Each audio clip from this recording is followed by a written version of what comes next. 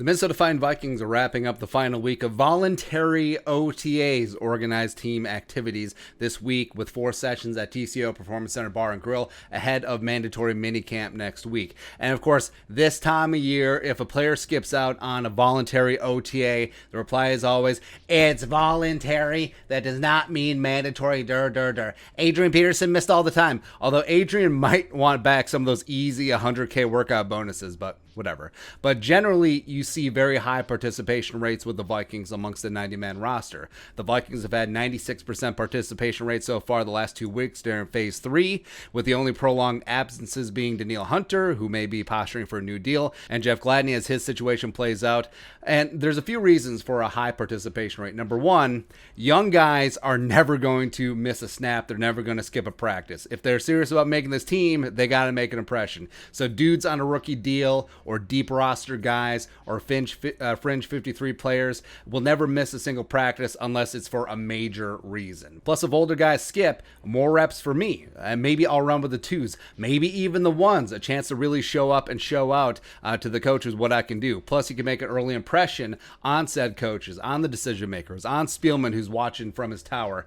Show up, do work, be humble. Maybe you'll make the squad or hopefully the practice squad at least. Plus, new guys like Patrick Peterson, Xavier Woods, Michael Pierce, they do not have workout bonuses for 2021, but they're still there sweating it out and building up chemistry with their new teammates and new team. Since the CBA limits practice time and training camp, every single rep is valuable. So love and respect Patrick Peterson and Michael Pierce. Guys with big time contracts, been there, done that, gotten the t-shirt, still here, still putting in work. Number 2, yeah, the money. Money always talks. Workout bonuses. Vets will generally have workout bonuses tied into their extensions, aka money for showing up to 90% of voluntary OTAs, usually $100K. But Harrison Smith has a $400,000 workout bonus, and 22 is recently married. And if he wants domestic bliss to continue, I mean, you're not going to skip out on a couple practices for 400 dimes, for 10 days of work. You ain't going to do that.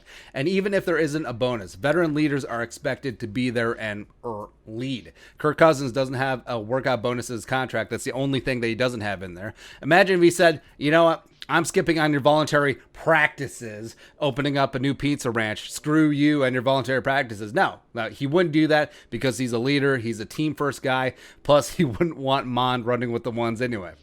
Number 3, veterans and coaches can heavily imply that voluntary actually means mandatory. Now, players can openly say it, like leaders on the team captains, MFer, you're going to be here, we're going to work. Guess what? You can go on vacation in July or in February after we hoist at Jerome Barty in Inglewood. Your ass better be here at practice, work out, go out to eat with us, maybe go party. I don't know. Just building up chemistry in that fashion is important as well. Now, coaches can't officially say that because that would be a CBA violation, but they can heavily imply that players who are here have the best chance to make an impression and play early on, kind of how BA did last week, sort of. Not saying, I'm just saying. And yes, players can miss some of the voluntary work for family time. Dancer took a day off because I think it was his kid's birthday. Patrick Peterson took off for a school graduation. Those are very important moments that you ain't going to get back, right?